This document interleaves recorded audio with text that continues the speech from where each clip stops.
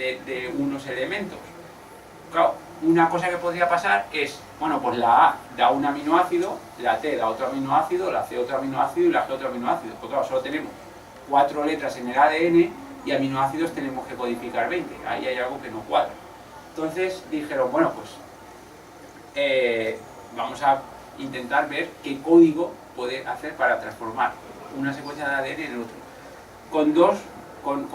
Con dos letras del ADN tampoco nos da como para codificar los 20 aminoácidos. Entonces, tal vez sea con 3 letras del ADN. Sobre esto hubo bastante especulación, de luego los físicos y mucha otra gente empezaron a pensar en cuál podía ser la razón del código, cuál podía ser el código, y no llegaron a ninguna conclusión. Al final esto se tuvo que encontrar experimentalmente. Haciendo experimentos encontraron cuál era el código. ¿Cómo se traduce? A esto se llama la traducción de la información del ADN a la proteína. Por una serie más o menos paralela de experimentos se había determinado que las células tienen una estructura que se llama ribosoma, da un poco igual. Esa estructura fascina mucho a los biólogos moleculares porque es una máquina gigantesca y de alguna manera esa máquina coge por un lado ADN, bueno, en realidad no coge ADN, coge ARN, pero no me voy a meter en la distinción porque no hay un ácido nucleico solo, no está solo el ácido desoxirribonucleico, también hay un ácido ribonucleico, pero para lo que estamos hablando ahora mismo no importa mucho la diferencia. El asunto es que coge un ácido ribonucleico y por el otro lado sale una proteína hecha, ¿vale? Es una máquina que es capaz de traducir una cosa en la otra. Y entonces, básicamente, los experimentos consistieron en, pues vamos a poner esa máquina y le vamos a dar un ADN. Por ejemplo, vamos a decir AAT, AAT, AAT, AAT, AAT, AAT. Y vamos a ver qué proteína sale. Y vieron que siempre que ponían AAT, AAT, AAT, AAT, lo hiciesen en la especie que lo hiciesen, siempre salía la misma proteína, ¿vale? Si luego pasaron a ATT, ATT, ATT, ATT, ATT, AGC, AGC, AGC, hicieron todas las combinaciones y acabaron determinando el código, ¿vale? Que el código es este. Aquí no hay una T, hay una U, eso es porque en realidad es ARN y el ARN no tiene T, tiene U, pero da igual, eso para lo que estamos hablando da igual porque la traducción de T a U es directa. El asunto está en que pues, se determinó, por ejemplo, que cuando había una G, una C y una C, el aminoácido que codificaba era alanina. Cuando había una C y una A, era una prolina. Da igual el código, yo no me sé el código, pero el asunto está en que hay un código genético, ¿vale? Que nos permite pasar de la información del ADN a la información de la proteína.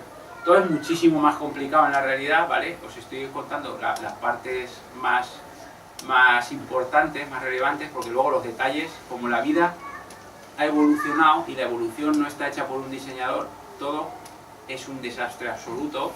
En realidad los genes están divididos en trocitos, los trocitos luego se tienen que empalmar, desde donde se tiene que leer hasta donde tampoco está muy claro muchas veces, bueno, es un lío tremendo, ¿vale? Pero más o menos la idea general es esa.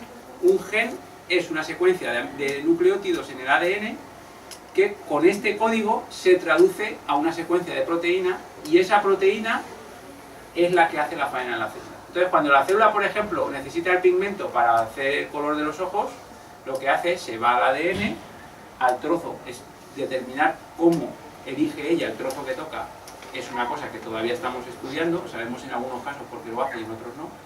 Entonces se va al trozo que necesita, coge ese trozo, se lo lleva a un ribosoma y usando ese código lo copia, ¿vale? A proteína. Entonces, esto tiene una implicación que a mí siempre me ha parecido brutal y es que os estoy hablando de un código. Hay un código, luego en realidad es todo más complicado, hay un código con muy pequeñas variaciones, pero para lo que estamos viendo podemos pensar en que realmente hay un código. Eso significa que todos los seres vivos del planeta, ¿vale? Da igual que estemos estudiando una planta, un gato, un perro, una bacteria, una arqueobacteria, un virus, todos los seres vivos del planeta utilizan el mismo código. El mismo código. Y ese código además es arbitrario. Quiero decir, que el hecho de que AAT codifique para un aminoácido concreto, podría codificar para otro, ¿vale? Porque eso es completamente arbitrario. El asunto es que hay un solo código. ¿Qué significa eso? Pues eso significa que todos los seres vivos del planeta estamos emparentados. Venimos de un antepasado común, en algún momento todos fuimos el mismo, ¿vale? Es posible que en aquella época hubiese otras propuestas, ¿vale?, de cómo funciona, pero todos los seres vivos del planeta ahora mismo vienen de ese antepasado, y ese antepasado tenía ese código. Y desde entonces no se ha modificado, o han habido muy pequeñas modificaciones. Es muy difícil cambiar el código, porque, por ejemplo, los seres humanos tenemos unos 25.000 genes.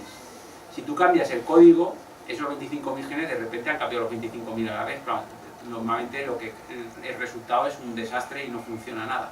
Por eso es muy difícil cambiar el código. Entonces, eso nos está hablando de un pasado de hace 3.500 millones de años o más. Había un ser vivo que ya tenía ese mecanismo y tenía ese código, y nosotros seguimos utilizando el mismo truco, ¿vale? Exactamente el mismo truco. Las otras cosas que tienen los seres vivos universales son el ADN, bueno, los ácidos nucleicos en realidad, porque hay seres vivos que tienen ARN solo, y la ATP sintasa, que era lo que yo quería en realidad hablar hoy. Pero bueno, lo de la ATP sintasa ya lo dejamos para otra vez, pero el asunto está en que todos los seres vivos del planeta usamos exactamente los mismos trucos moleculares para hacernos, y lo que cambia son los detalles. Y eso viene de un ser vivo, de una célula que ya debía de tener eso, seguramente sería una célula. ¿Cómo se pasa de la química a una célula que tenga todo esto? Eso es una pregunta abierta todavía, no sabemos exactamente cómo pasó. Sabemos más o menos cuándo pasó, 1.000 millones de años arriba o abajo, que no son pocos, y sabemos que tenían esas tres cosas. Luego sabemos que hay cosas que no tenían. Por ejemplo, parece ser que la membrana de las células es un invento posterior, porque sí que hay unos seres vivos que tienen unas membranas y otros que tienen otras distintas, pero esto es universal, ¿vale? El código es universal. Pues esto es una cosa que muchas veces se confunde y se dice: se ha descifrado el código genético de los seres humanos. Eso está mal dicho. El código de los seres humanos lo descifraron en los años 60 junto con el código de todos los otros bichos del planeta. Lo que se ha descifrado es la secuencia de nucleótidos, que es lo que se llama el genoma de los seres humanos, ¿vale? Que tampoco hay uno, porque cada ser humano tiene unas pequeñas variaciones, pero el código es universal. Y hay otra cosa que tiene unas implicaciones muy profundas, que es lo que Crick llamó el dogma central. Y todavía hoy en día, si os vais a un libro de genética molecular o de biología molecular, enseguida os hablan del dogma central. El dogma central, que es como, ¿qué es lo más importante de todo esto? Pues lo más importante es que la información siempre va de los ácidos nucleicos, del ADN, a la proteína. Pero la información no va de la proteína a los ácidos nucleicos. Es decir, los ácidos nucleicos tienen la información guardada. Cuando se necesita hacer algo en la célula, a partir de esa información se traduce y se construye una proteína, y la proteína hace la faena. Pero al revés nunca se va, ¿vale? Eso es el dogma central. Eso lo planteó Crick en los años 70 y sigue siendo verdad igual que en los años 70. Y es muy difícil pensar en cómo eso es posible que vaya al revés, porque no hay ninguna máquina molecular parecida al ribosoma, que el ribosoma es el que pasa la información de ácido nucleico a proteína. Al revés no se puede ir, no tenemos máquina molecular, y además el código genético, como son 3 letras por cada aminoácido y sobran, habría 64 posibles aminoácidos y solo hay 20, no se podría ir a la secuencia exacta hacia atrás. Entonces eso no pasa nunca. Eso se llama dogma central. No, dogma en principio en ciencia no debería haber dogma, porque un dogma es un dogma de fe, es decir, es algo que yo me creo sin tener ninguna razón más que alguien me ha dicho que eso es verdad, ¿vale? Cuando le preguntaron a Crick, oiga, ¿por qué le puso usted dogma? Yo siempre he pensado que era un chiste, como dicen, pues nos vamos a reír. Pero en realidad no, Crick dice, no, le puse dogma porque no sabía lo que significaba. Yo pensaba que dogma era como hipótesis muy importante, y dije, pues dogma. Pero resulta que no significa eso, dogma. Crick era muy buen genético molecular, pero filósofo de la ciencia, pues no era el mejor, la verdad. Entonces, cosas importantes de esto es el corolario. Corolario es una palabra que siempre me ha maravillado. Esto en matemáticas te explican teorema, que es lo gordo, y luego corolario, ¿vale? Y yo nunca he podido producir esa palabra, por eso lo he puesto. Entonces, con las consecuencias de este dogma central, pues tiene varias consecuencias. Una, toda la vida está relacionada, como ya lo hemos visto. Dos, la información manda. Es decir, lo que manda en los seres vivos no son las proteínas. Aunque las proteínas son las que te hacen toda la faena, en realidad lo que manda, ¿vale? Lo importante es la información. ¿Por qué? Porque la información, digo, el ADN, los ácidos nucleicos, llevan la información siempre a las proteínas. Pero las proteínas no pueden ir hacia atrás, no pueden mandar la información hacia atrás. Entonces, es lo que está en el ADN lo que manda en los seres vivos. Y eso tiene unas implicaciones muy importantes. Primero, la biología, aunque a los biólogos les cuesta reconocerlo todavía a día de hoy, es una ciencia de la información. ¿Vale? Una ciencia de la información es, hay un ordenador abierto, eso se supone que es ciencia de la información. Pero en realidad la biología es una ciencia de la información y cada día más. Porque hoy en día tenemos acceso a leer el ADN con una velocidad muy grande. Hoy en día los secuenciadores nuevos leen, bueno, el del año pasado, porque el de este año ya no sé las especificaciones, leen 4.000 millones de lecturas de ADN en una reacción. ¿Vale? 4.000 millones de trozos de ACTG. Luego hay que enganchar esos trozos, que eso si queréis otro día os lo cuento. Pero el asunto está en que realmente la biología se está convirtiendo en una ciencia de la información. Por ejemplo, nosotros para trabajar en biología hoy en día, por ejemplo, para aconsejar sobre cómo cruzar lechugas. ¿Vale? Nosotros nos preguntan, oye, ¿cómo cruzamos estas lechugas? Pues al final eso se traduce en trabajar en un ordenador que es así de grande, ¿vale? Con tecnologías que desarrollan Google y Facebook para manejar redes sociales y para hacer los buscadores. Es decir, tenemos una cantidad de información en biología brutal. Entonces, la biología es una ciencia de la información. Que eso es algo que, bueno, para los biólogos es algo muy interesante y se tienen que reciclar y les va a ser difícil porque realmente la informática a nivel profesional y la biología son dos campos que en principio no parecen como muy relacionados, ¿vale? La biología pues es tener, yo que sé, que te gusten mucho los gatitos o cosas así y que te gusten los ordenadores es otra cosa. Pero tiene unas implicaciones esto tiene una implicación mucho más fuerte todavía. El hecho de que la información sea lo más importante tiene unas implicaciones a nivel de el organismo. Y es que al fin y al cabo el organismo es irrelevante. Lo que importa es la información. Esto es lo que Richard Dawkins explica en El gen egoísta. Básicamente es esta idea. A nosotros, claro, lo que nos importa somos nosotros, ¿vale? A mí lo que les pase a mis genes, francamente, me atrae completamente al país. Pero de algo de lo que yo no me puedo escapar es que ellos son los que mandan en este esquema de que la información es el rey. ¿Qué significa eso? Significa que estamos diseñados por la evolución, no hay ningún diseñador inteligente, simplemente hay unos procesos evolutivos que utilizan prácticamente el ruido, que eso es lo siguiente, para crearnos, ¿vale? Para ir acumulando información útil. Pero ¿qué significa útil? Útil no significa voy a tener la información que hace feliz a los seres vivos. Esto no es así. Útil es voy a hacer lo que sea para pasar a la siguiente generación. Si yo consigo pasar a la siguiente generación, yo es el gen. Si yo consigo transmitir mi información a la siguiente generación, he triunfado porque estoy en la siguiente generación, simplemente. Si no lo consigo, por ejemplo, porque hago un tipo muy listo, pero que no se quiere reproducir, porque no le agobia, yo que sé, el mundo, Schopenhauer, pues es un fracaso absoluto desde el punto de vista evolutivo, ¿vale? Porque esa información ya no se transmite. Entonces, eso significa que somos prescindibles. Hay algo que es eterno en nosotros, que es los genes que llevamos. Ya hemos visto, desde hace 3.500 millones de años, hay una línea continua de seres que han conseguido siempre reproducirse. La mayor parte de los seres vivos del planeta no lo consiguieron y no han llegado a nuestros días. La inmensa mayoría, ¿vale? Casi una infinitud de seres no han llegado hasta ahora. Pero justo nuestros padres, desde hace 3.500 millones de años, siempre han dado con el truco adecuado. Siempre. Y por eso estamos aquí.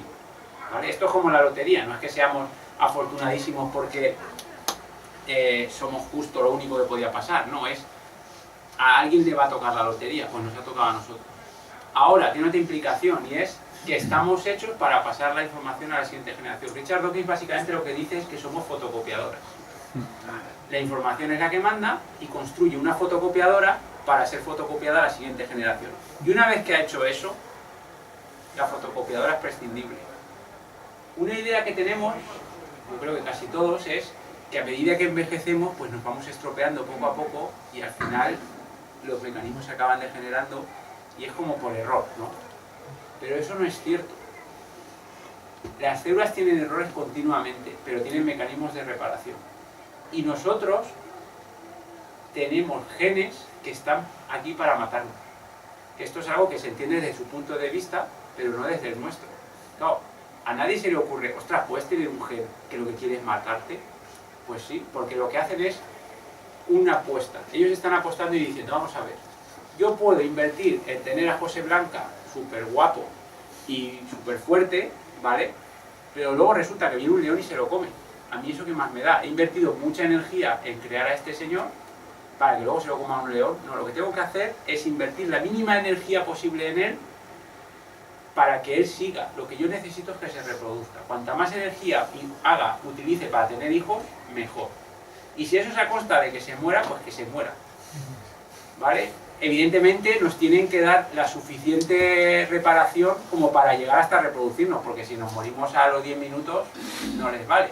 Entonces lo que hacen es una apuesta, y esto está milimetrado según el nicho ecológico en el que estás, cuánta energía les vamos a permitir tener para que sigan más o menos reparándose bien, y vamos a apostar sobre más o menos cuánto tiempo pueden tardar en morirse por accidente. Y vamos a decir, esto es como lo de los coches, esto es la obsolescencia programada, ¿vale? Pero en biología. Es decir, de hecho, estos genes, las farmacéuticas están estudiándolo muchísimo para intentar hacer inhibidores de estos genes.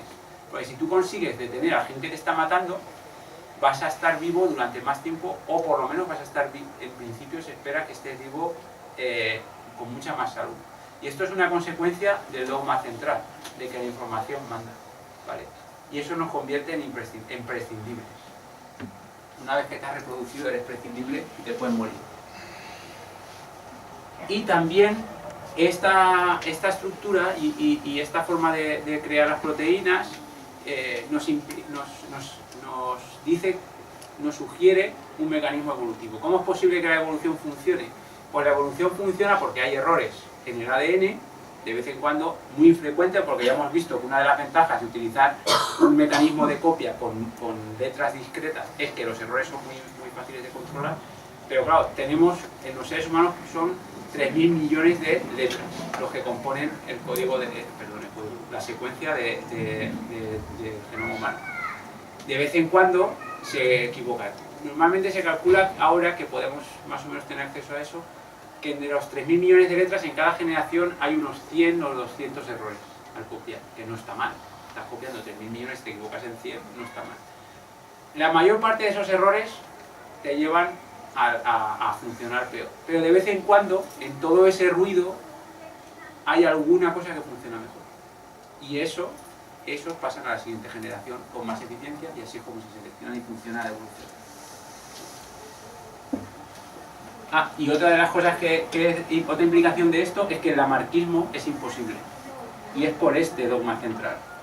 El lamarckismo es la teoría de que si uno trabaja muy fuerte, sus hijos cuando nazcan serán muy fuertes. Ahora hay un lío con la epigenética porque hay mucha gente que piensa que el lamarckismo funciona, pero es un error completo de los que no saben de genética molecular, porque aparentemente hay cosas que pasan de una generación a otra de las que puedes aprender. Pero el asunto está en que si yo me hago fuerte, o como decía Lamarck, si yo estiro mucho el cuello, mis hijos no van a tener el cuello más estirado, porque el estirar el cuello tiene que ver con las proteínas, con la función que hacen las proteínas. Pero esa información no va a pasar al ADN.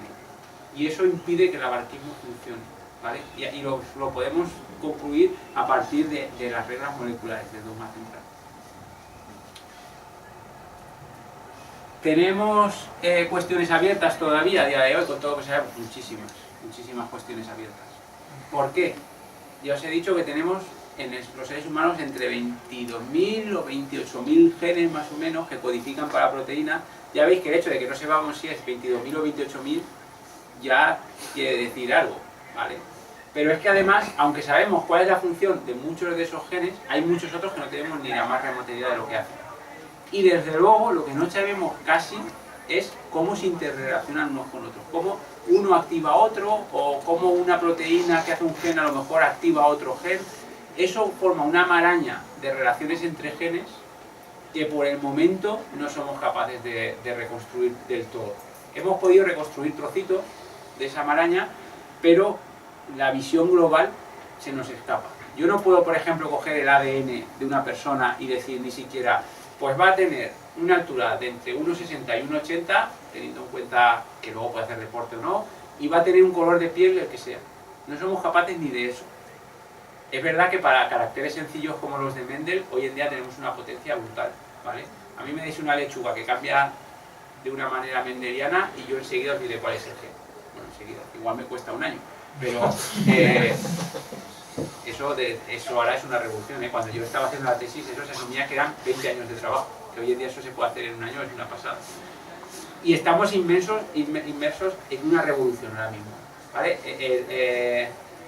La gente que trabaja en genética molecular está muy divertida porque estamos en la revolución esta de que nos estamos haciendo una ciencia de la información. Pero todavía no conseguimos integrar toda esa información para ver de una manera global cómo funcionan los seres vivos. Y es que el problema es muy, muy complejo, ¿vale? Pero bueno, eso es de lo que viven los biólogos, igual está bien, ¿no? Hay que vivir de algo también. Y con esto ya acabó, ya no os doy más la bala. Eso era el secreto de la vida.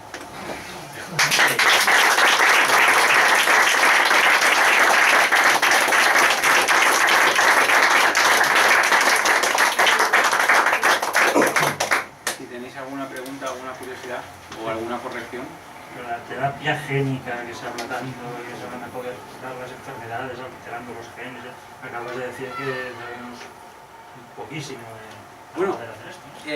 Ahí depende de la enfermedad. Hay enfermedades de las que ya sí que sabemos el gen, ¿vale?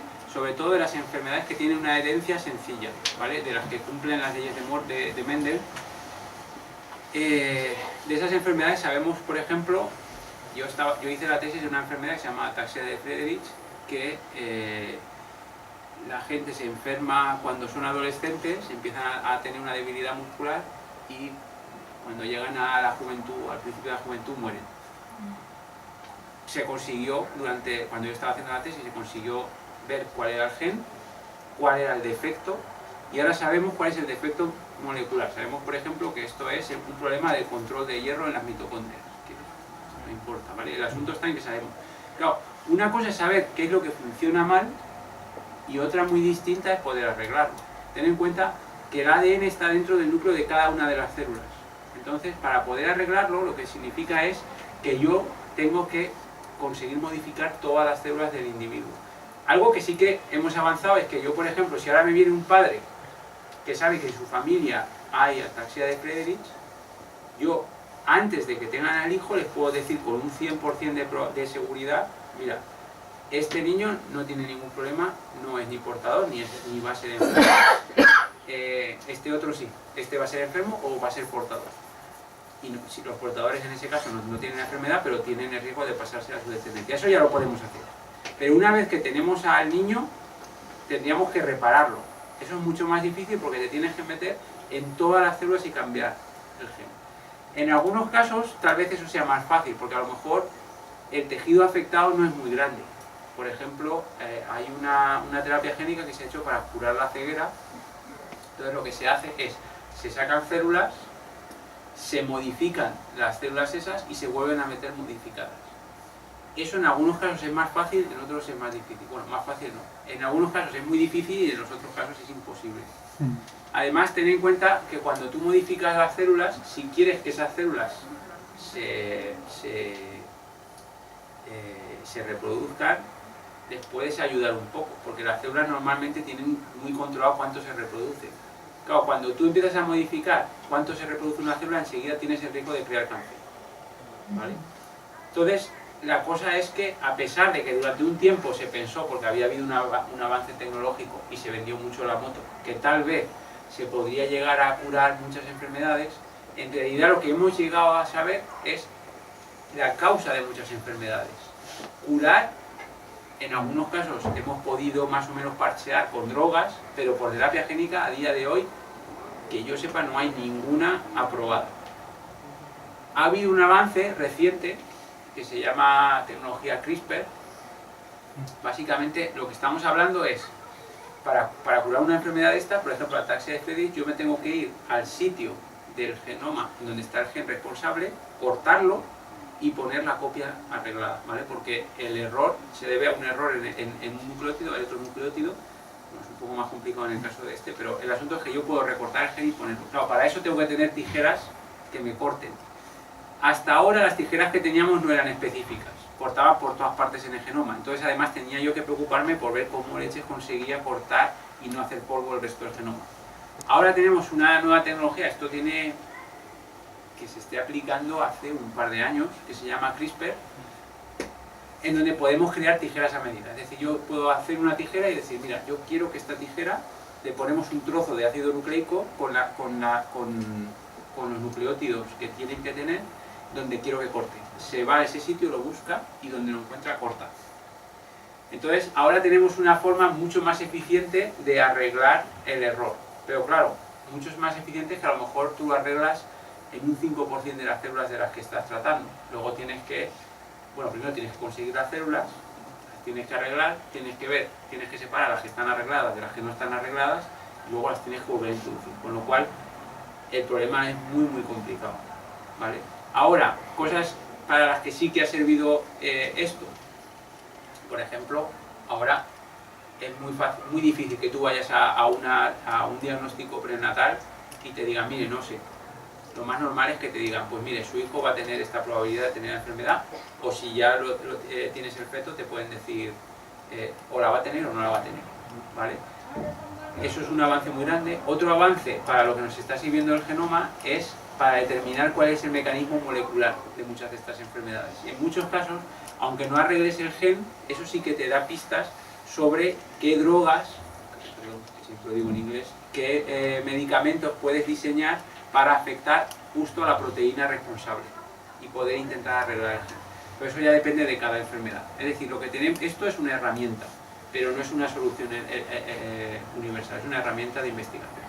Y a mí me gustaría que la gente no vendiese la cabra más de la cuenta, pero por desgracia, en esto, realmente hubo un tiempo en los años 90 y los finales de los 90 en los que los genéticos, algunos pensaban que lo iban a conseguir, que iban a conseguir curar muchas enfermedades. Luego se dieron cuenta cuando empezaron a hacer pruebas que la cosa era mucho más difícil, ¿vale? Lo que nunca debió de suceder, en mi opinión, es montar el revuelo social que se montó prometiendo a la gente que les ibas a curar un montón de enfermedades.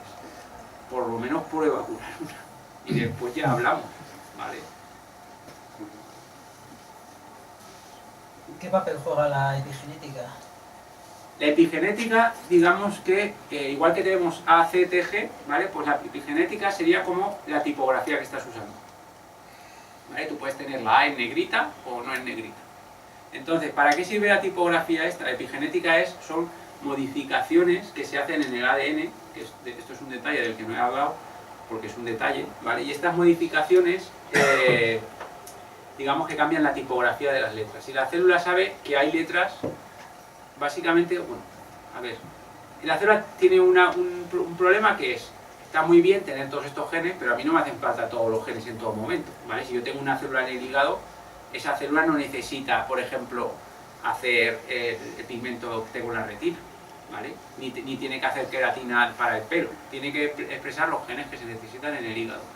Y dependiendo de lo que tú estás haciendo, por ejemplo, si te pasas el día bebiendo alcohol, pues vas a tener que expresar más alcohol deshidrogenasa para solucionar para eliminar el tóxico, ¿vale? Entonces, cada célula sabe qué gen tiene que expresar en cada momento. Y eso tiene un control bastante estricto, ¿vale? Que dependiendo del tipo de célula y dependiendo del estado fisiológico concreto, de qué es lo que está pasando en ese momento, se expresan unos genes o se expresan otros. Y esto va cambiando con el tiempo, ¿vale? Si a mí me pegas una torta, me haces un moratón, pues en esas células de repente empiezan a cambiar los genes porque se necesita hacer algo distinto. ¿Qué es la epigenética? Pues uno de los controles de cómo se consigue determinar qué genes se expresan y qué genes no, es hacer esta edición y ponerlos en otra tipografía. Entonces, cuando la maquinaria para copiar el gen y pasarlo a proteína llega allí, dice, ostras, esto está en negrita, esto no lo tengo que tocar, ¿vale? Entonces, eso es un control de la expresión del gen. Y esto lo sabemos desde hace mucho tiempo, ¿vale? Todo el revuelo de la epigenética es porque hemos visto que ese control, esta tipografía, se hereda. Es decir, si yo ahora me doy una torta en la cara, nadie espera que eso afecte a cómo van a ser mis hijos, ¿vale? Pero resulta que si yo paso mucha hambre y soy una mujer y estoy embarazada, resulta que mi hija va a salir preparada para pasar hambre. Que eso en principio va en contra de lo que yo he dicho, de que la información, parece ser que la información solo va de los ácidos nucleicos a las proteínas. Pero es que resulta que hay un mecanismo, que lo que hace es, bueno, nos hemos dado cuenta a lo largo de la evolución de que hay genes que se tienen que expresar solo en ciertas circunstancias. Entonces lo que ha hecho es, si estás pasando hambre, cuando tengas un hijo, vamos a dejar los genes ya preparados para que estén preparados para pasar hambre, que se expresen los genes necesarios para pasar hambre. ¿Vale? Y eso pasa de una generación a la siguiente. Y esas marcas epigenéticas, esa tipografía en el ADN puede pasar varias generaciones. ¿Vale? Eso es la epigenética. Pero es un mecanismo muy de detalle, que tiene interés, ¿eh? Y ahora mismo está súper de moda. Quiero decir, si trabajas en biología molecular, genética molecular, y haces un experimento de epigenética y demuestras cualquier cosa, se publica muy bien porque está muy de moda. Pero ya os digo que son cuestiones muy de detalle del mecanismo de cómo se controla la expresión de los genes. Entonces, ¿qué cambia la marca? ¿No cambia el nucleótido?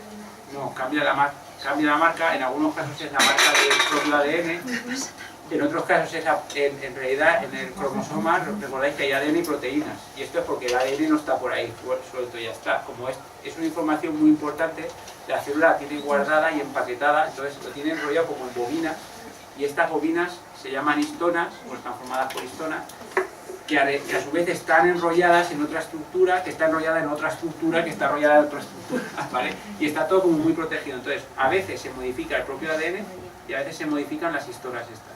Porque básicamente la idea es muy sencilla y es, para que tú puedas, para que la maquinaria que va a traducir al final, bueno, en realidad que va a expresar, porque la traducción es fuera del núcleo, pero la maquinaria que va a coger la copia esa del ADN y acabar pasando a la proteína, necesita que ese ADN esté accesible. Si esto está marcado de esa manera, está todo enrolladísimo. Entonces cuando van ahí ni siquiera lo ven. ¿Vale? Es un mecanismo simplemente que no se ve porque está guardado. Y el ADN cuando se tiene que expresar tiene que desenrollarse. Una curiosidad, ¿la triple hélice es posible químicamente? Sí. ¿Se ha logrado sintetizar? Sí, además en algunos mecanismos se forman triples hélices, incluso cuádruples hélices. No es la forma habitual, ¿vale? Pero por ejemplo, otro control de la expresión es por formación de triples hélices, ¿vale? Pero eso ya es digamos que no es una estructura muy estable. Pasa en un momento dado durante el ciclo de la célula y luego se separa. ¿Y el uracilo dónde quedaba? Pues en realidad el ADN, como tiene una información muy importante, no en todos los seres vivos, porque hay virus que no son de ADN, son de ARN, pero en general los seres vivos, bacterias, nosotros, las plantas, las arqueobacterias, ¿vale? Casi todos los seres vivos, el ADN lo tienen guardado, ¿vale? Y no lo usan para traducir a las proteínas, porque lo que hacen es, cogen la copia del ADN, la copian como a un borrador temporal, que es de ARN, ácido ribonucleico, no ácido desoxirribonucleico. Cambia simplemente en que hay un grupo con un oxígeno más en la molécula, hay un oxígeno extra. Pero eso hace que esa molécula sea mucho más inestable. Eso tiene la ventaja, por ejemplo, que tú puedes crear y destruir fácilmente ese ARN, mientras que el ADN no puedes destruir. Entonces, lo que se pasa a proteína en realidad no es el ADN, sino que el ADN se copia a ARN y el ARN se traduce a proteína. Y el ARN no tiene T, tiene U de uracilo, pero es una transcripción, eso se llama transcribir, es una transcripción literal, donde encuentra donde tendría que poner una T, pone una U y ya está. ¿vale? Eso es algo que se estudia muchísimo porque ahí hay capas de control y otras capas de control y otras capas de control, porque según el gen que tú copias a ARN, ese es el que en principio acaba convirtiéndose en proteína, aunque en medio hay muchísimas capas de control sobre qué genes se transcriben, se dice, eso se llama transcribir, a ARN, y luego qué ARN, qué estabilidad tiene cada ARN, que puede cambiar, si el ARN está dentro del núcleo o no. Hay un montón de capas de control, que eso es una de las cosas difíciles de estudiar, porque cada gen, en cada condición fisiológica se expresa, eso se llama expresar el gen, más o menos. La tengo para una última pregunta. Yo tengo una, pero no sé si es una pregunta un poco gilipollas, pero ahí va. Los genes, es que a veces oigo que hay gente que dice el gen tal, el gen, no sé, la emotividad, o sea, supongo que los genes son los que hay. Es que a veces es como si la gente empezara a inventar genes de nuevo. Supongo que los que hay aprovechan lo que haya para sobrevivir, o se van creando genes. Es que Sí, eso, Gendel no sé qué, Gendel no sé cuánto, y digo, bueno, no sé de dónde sacan esto. eso no es una pregunta nada gilipollas, de hecho es uno de los problemas fundamentales de la genética. Aquí es que el problema está en que los genéticos utilizamos la palabra gen para demasiadas cosas y lo único que hacemos es marear a todo el mundo. Porque a veces estamos hablando de gen desde la perspectiva molecular, ¿vale? Un cacho de ADN que tiene unas letras determinadas, y ahí no hay gen para la emotividad ni nada. Hay uracil sintetasa no sé qué, ¿vale? Es una cosa que tiene una función química al final. Y por otro lado, usamos los genes para hablar de lo que hablaba Mendel. Por ejemplo, he dicho el gen del color amarillo, ¿vale? Ahí sí que a lo mejor podría haber un gen para la emotividad, habría que ver, ¿vale? Ya he dicho que hay caracteres que son muy sencillos, como por ejemplo, pues el color amarillo de los guisantes. En ese cruce concreto de guisantes, porque en otro cruce puede que el carácter se comporte de una manera muy complicada, pero en ese cruce concreto, ese carácter es sencillo. Entonces, deberíamos hablar de gen y de locus.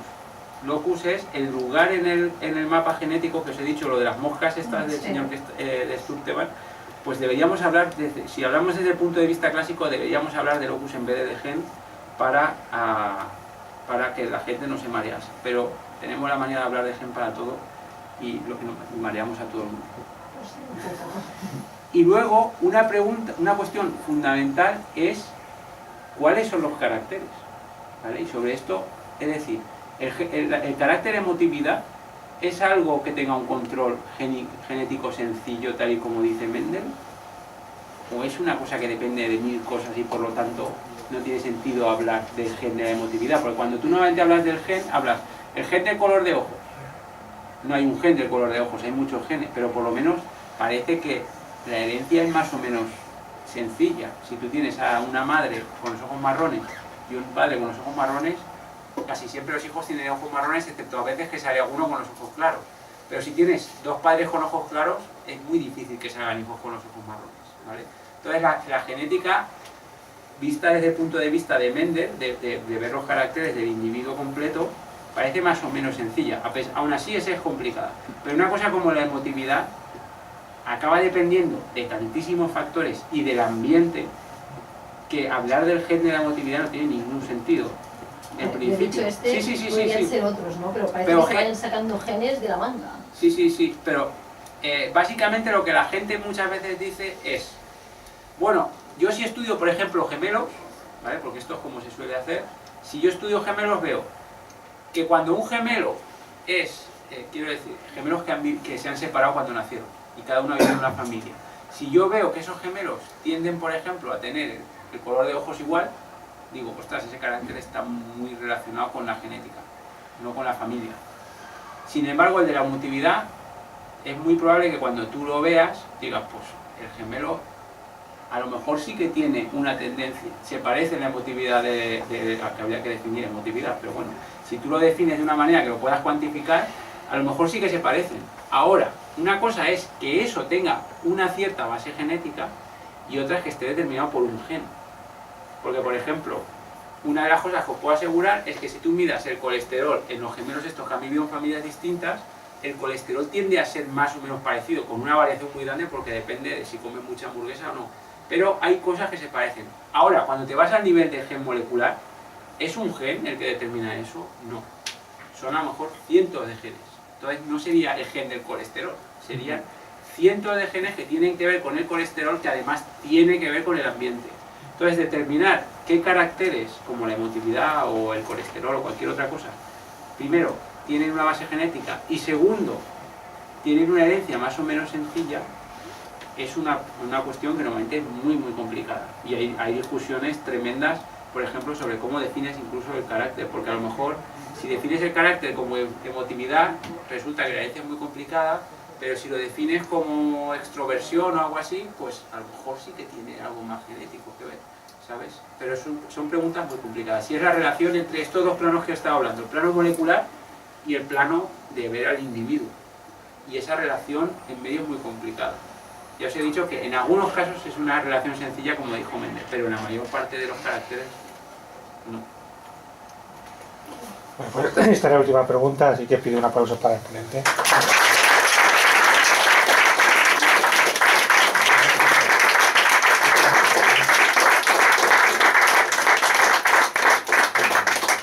Gracias a todos por venir, os esperamos en la próxima, esperemos que en un local mejor y gracias.